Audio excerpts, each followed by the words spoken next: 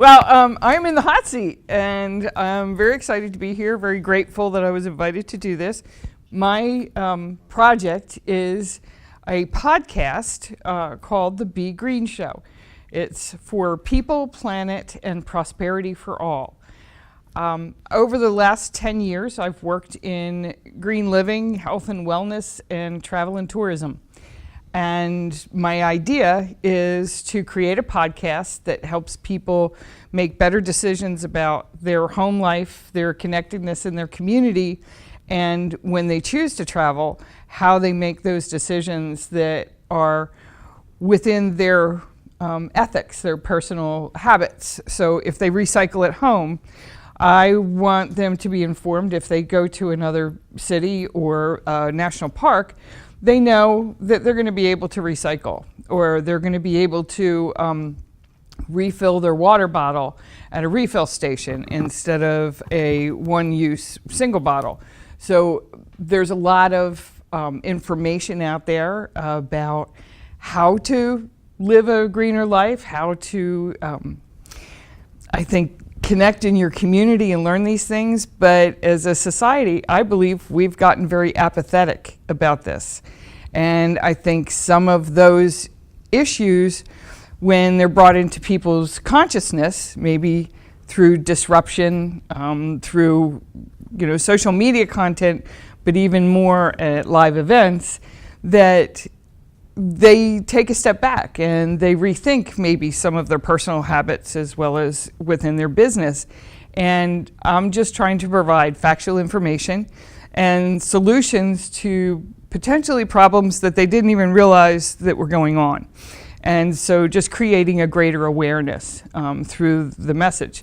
My background is, of course, the three areas that I talked about. Yeah. Stop with the background. Okay. That's enough. Okay. I'm going to make sure I understand. You want to get a podcast to and educate everybody about what's wrong and to provide them solutions, opportunities, awareness, especially also when they travel. Yes. And I'm assuming for a moment you have a credible background to prove that you can do that. Yes. So you don't need to impress me with that. Okay. I don't know what you want. I mean, I want to do a podcast so that, how are you going to make money? How are you going to reach people? Well, the podcast would be distributed through all of the traditional podcast networks. I also have a strong background in publishing, affiliated with the Natural Awakenings magazine infrastructure, which is national. I also believe that there's a lot of people who want to tell their story with environmental issues.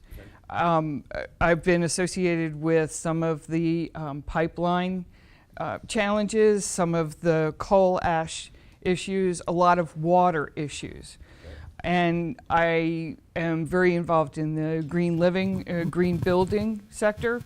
So let me just ask a couple questions back Yes. to what Kellen was saying. So what is your goal with this? Is your goal to make money? Is it to get out good? I would like to generate sponsors of the appropriate So you businesses. want to make money, right? I want to inform people, but I also want to make money. Yes, I Okay. want to be able to pay my Okay, bills. so- Yeah, Say that. I want to make money.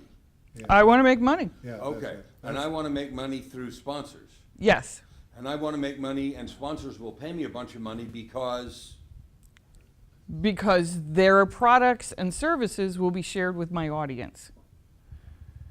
through commercial breaks, here's a podcast from these other people, and pause, we're going to have a 30-second promo for Yes, Jorkweed Yes. backpacks who are environmentally whatever they are. yes. So you're thinking of traditional radio model? Yeah, similar to that. The podcast community that I'm already involved in, they're actually holding their conference this year in Philadelphia. Podcast Movement will be in July. Right. And I previously had a blog talk radio show for a few years. So I understand the medium, and I feel like a podcast, you get into people's heads, and your voice becomes that recognizable thing for them and familiar. Have you ever sold ads for a podcast? Yes, for other people, not for Okay, myself. That's wonderful. That's wonderful. Yes. Because if you've sold ads for other people, Mm-hmm. that's a good sign that you should be able to sell for you. At least understand the Right. process. That's really important.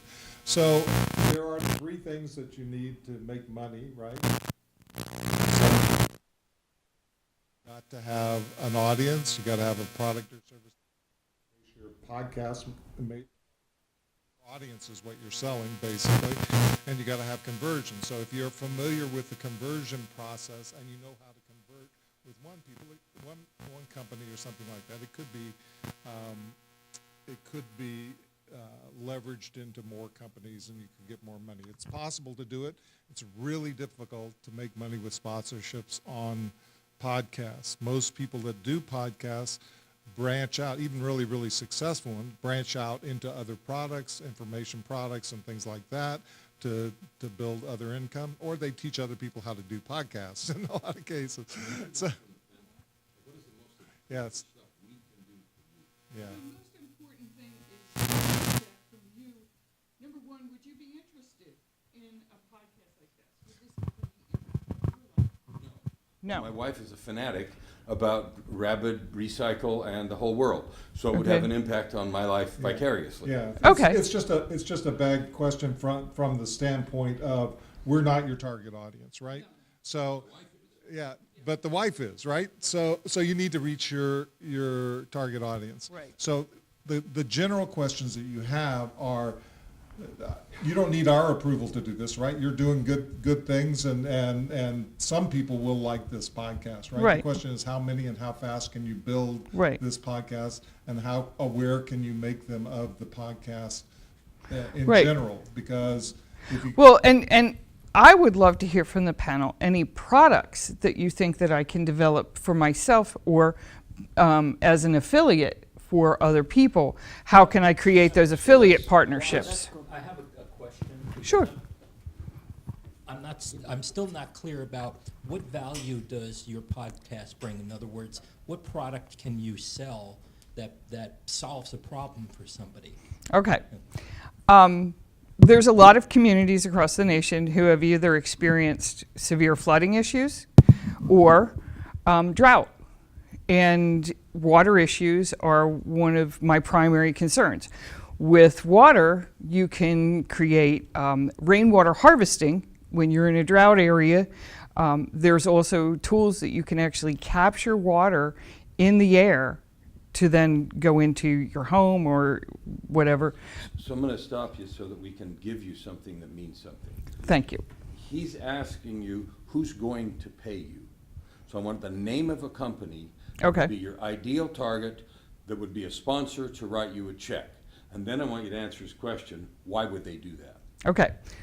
Specifically to water, Rainwater Harvesting Solutions is a company that makes that type of Okay, so Rainwater Equipment. Harvesting Solutions is going to pay you. Right. I know I'm interrupting you. No, it's okay. Doing it so Do that it. we can get to stuff Yes. that matters. So his question is, why is rainwater harvesting, what would make them want to write you a check for $10,000? Okay.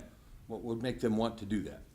Because I can access a new customer base for them that they haven't addressed on their own. So They don't rainwater have a harvesting, podcast. You're going to go to They- rainwater harvesting. You can say, whatever you're doing out there, social media and your mama, that's all good. I got a podcast. I got a bunch of people. You can buy ad space on here, and these are your prime target people because.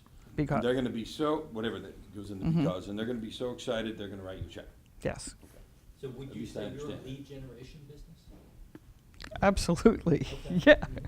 Yeah. I feel like there's people who have products in their home every day that they're told by a doctor maybe is causing breathing issues, asthma. So there's green cleaning products that could possibly be a sponsor.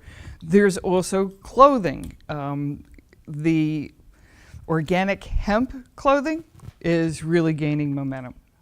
And so they're another thing where if you don't want to have clothes that have been sprayed with all kinds of chemicals during the creation process, you can buy these other types of clothes. So it's a lifestyle kind of thing. Well, that's my question right there. Is it's a lifestyle. So along with you potentially either selling the ad space for them and getting sponsorships, or you potentially maybe doing an affiliate relationship with them. Yes. What about you? Have you ever created your own course, though, to teach people how to do that? Because that could be either done through Zoom. It could be a video recording that you do that you then strip the audio and then have it transcribed. So you have like the media for people that like to read. You have it for the ones that like to listen and the visual. Right. That could potentially be, you start with the podcast, but then from there, you're then able to get people into the other things. So that was my question is, have you ever Yeah. created a course to teach people that? I've done checklists. So let's just do, I don't need this, sorry. yeah. So let's, I'm hearing 3 or 4 or 5 different audiences. One Okay. is people who have medical problems and have solutions they have problems that they're causing themselves because of what they got in their house. Right. Then you have, and that may be somebody that's green or not green, that may be somebody that's just doing something dumb, and green stuff or other stuff might help them. Then you have activist type people, my wife's one of them, who wants to save whatever it is she wants to save, right? Planet, water, something, something, something. And that would be an audience that you could have. So you have an activist audience, and that's multifaceted because some are air, some are water, some are trees, some are whatever there are. So you have an activist audience. And then you have your water audience, which is not only water out of air, but you also have 4th stage of water stuff, and you have these weird water filters that make whatever Yep. they make. And I'm not dissing any of these products. Oh no, okay? yeah, no, I Whatever understand. that water is. Yeah. And so you have these different audiences. So if I were giving you advice, I would be pick 1, maybe 2 of these audiences as a Okay. test case, and before you map it out, I will create a podcast a week, 2 podcasts. First of all, you do the research. What's out there? Who else is doing this, et cetera, Right. et cetera. The companies in these first 2 niches that you pick, what have they got for social presence already? Mm-hmm. What are they? Advertising already. Yeah, what are they doing? Mm-hmm. Right? You want to ask who's advertising already. In other words, success leaves tracks. I'm sure you've heard that kind of advice. Armin Morin talks about that a lot in terms of what does he do when he wanted to become a country music star. He went out there and he looked at all the country music star things and said, what are the key elements that have to be in this campaign? You got to have an audience. Obviously, you got to have an audience. Where do those audiences come from? I guarantee you there are podcasts on this subject right now, right? And they've got followers, and some of them may have advertisers. You certainly start making a list of all the advertisers that are out there that fit your particular niche.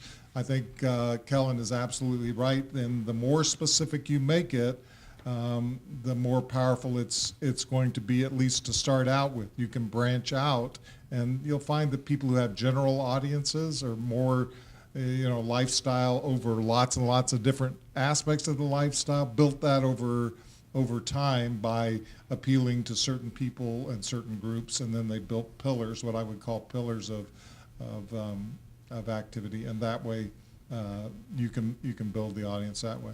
Frequency is really important. If you figure out a formula, you can branch out and do other niches.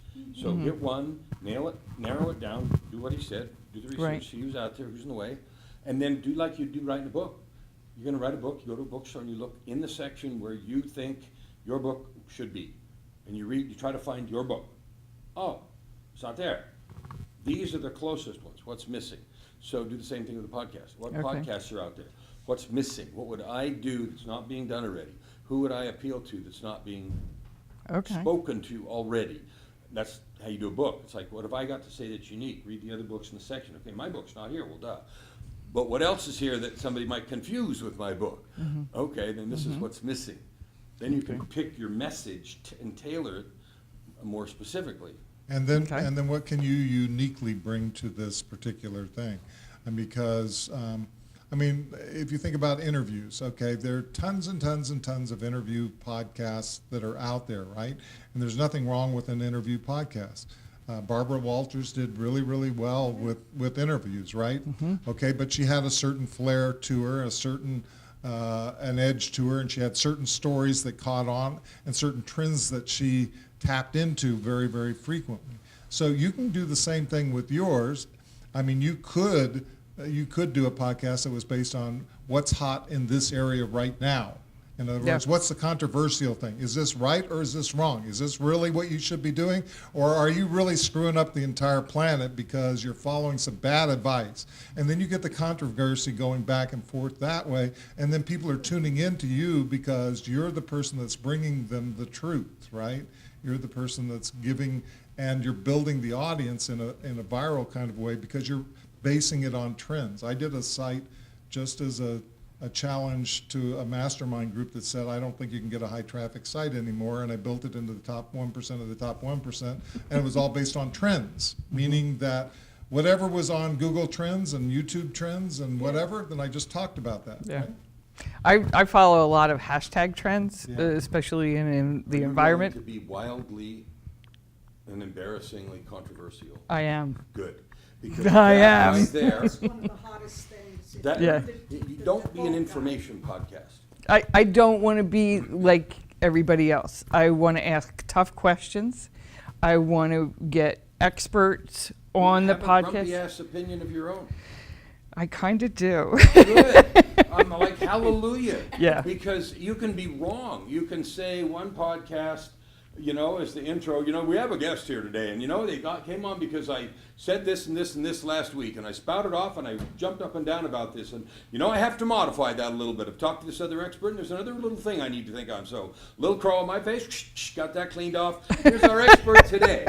Do you understand? I do, That I is do. interesting for people, especially I had learning an that I had in an your intro experience. made a few months ago, and I don't know if you guys remember the song "Green Eyed Lady" from back in the '70s, and I had them combine that with the opening for the Pink Panther, so that it was kind of that you're going to be led into a dark alley and you're going to find out something you never expected, and that's really kind of what I want this to become. Is I want it to be intriguing, I want it to be inviting, and I want people to go away thinking. If you want to make Here's cash, just an observation, because we've gotten a lot of Yeah. male energy. We've gotten a lot of male energy, so I want to make sure that we get some female input as well. So I'm going to start with Jocelyn, and then you can pass it on. Get a female perspective. I just said what I said earlier as far as and what he had recommended. Start with the podcast, and then you can branch out from there based on whether it be, what your audience is that you decide you want to target. If you want to create your own training, you can do that, and then but also have the piece with possibly being an affiliate or having the sponsors coming in, and that just to be something I would recommend that you do. I've been as Be Green for 10 years now, and a good, not a majority of my audience, probably about 10 or 15%, are a group called preppers. And they are these people who are, preparing for the end times, but they have the same issues in the environment that a lot of the rest of us do. And I think they're really primed to buy into a lot of the products in the conversation that I'm prepared to offer. So, you have a huge affiliate opportunity on Amazon. yeah, yeah. Absolutely, but you have a huge affiliate market everywhere for the individual homeowners, let's say. As one piece of the audience, you can deal with one set of products that would appeal to me. And I'm the one in my house going to buy the stuff to clean my house, whatever. You can find a million things that are going to clean my house in a healthy way, right? Yeah. And then for the sponsored people, you're going to have products that appeal to them. Now, I don't know if this means you have to do 2 different podcasts because you can't run it all together, but I think both are good target markets, and you can affiliate product either one of them. Yeah. I think you have serious potential here as long as you map it out and get it going. Yeah. Can you say that again? Not sure understood the split between the two things you were talking about. Well, one definite audience is people in their homes. Right. You want to teach them how to recycle, blah, blah, blah, blah, but you also want to target them. The woman in the house is the one who cleans that house. You could find 5 million things to sell to her Okay. with that specific idea in mind that we're going to be green. And she's going to be into this. I mean, once you find your audience, you got it. Now you have another thing that's the business people that are going to sponsor her. Well, you're not going to try to sell them in the same way, but you're going to sell them what's going to work for them. You're going to talk about their stuff. So that suggests maybe. Or you might have sponsors Yeah, you might also have sponsors who sell me that healthy green stuff, that Be Green. That's what I was thinking. Yeah. The green guy that's gonna sell you the product's gonna want her to talk to you, because you're gonna then go buy their stuff. That's right, that's right. I think you have really good potential here, Bonnie. I just want to Okay, comment final, on something final Kellen word. said about being controversial. If you look at the models who are controversial today, Alex Jones, Rush Limbaugh, Yeah. and even Bill Maher, Yeah. they all basically say, look how stupid you're being. Yeah, And if you adopt my beliefs and my values, Yeah. you won't be so stupid. So, I kind of do that now sometimes, but I've been treading lightly, and actually, as a single woman, I have some fear of backlash, because I do have friends who are programmers in the gaming field who have been attacked online, and some of them have left the space because of it. And when you get controversial as a woman, you get threats. And so that is a fear. But at this point in time, I am willing to overcome that fear. so my question to you then is, how is getting threats actually being successful? Somebody leaves the space. Somebody cares. Yeah, well, You're yeah, threatening somebody. They're There's a gal. noticing you, you've made an impact. yeah. If they're complaining. Yeah, that's the goal, isn't it? That's it, that's it. There's a gal named Rachel Farnsworth. Okay, She has a YouTube channel. She's doing on YouTube what you're talking about, podcast only, not green space. She's a stay-at-home chef. Oh. She has 2 million subscribers and gets paid $750,000 a year from sponsors. yeah. She doesn't do anything outside of her kitchen. I met her at the Conference IMC last Oh, October. She's a okay. friend of mine. So there's a model, it's on YouTube, and so she does the YouTube advertising and everything else. But your podcast is going after a similar kind of thing. And just for the record, I think that the green, conscious living, killing our planet and killing ourselves thing is a wildly growing opportunity. So I think the opportunity is enormous. The slowdowns will be not narrowing it down and getting a specific sort of execution to go after the mom or the lady Right, with the cleaning that's why I product or said something in separate. an order. Yeah. Well, I think to having that a little on the radical side voice, it does get you noticed more often. And It's definitely about the voice. It's also about giving other people a voice. So you want to always remember, whenever you're building a community, what you're really doing is giving voice to that community, so they can talk to each other and so that they can be heard, because people want to be heard. I thank you for voicing your opinions, and for you for receiving them, Bonnie.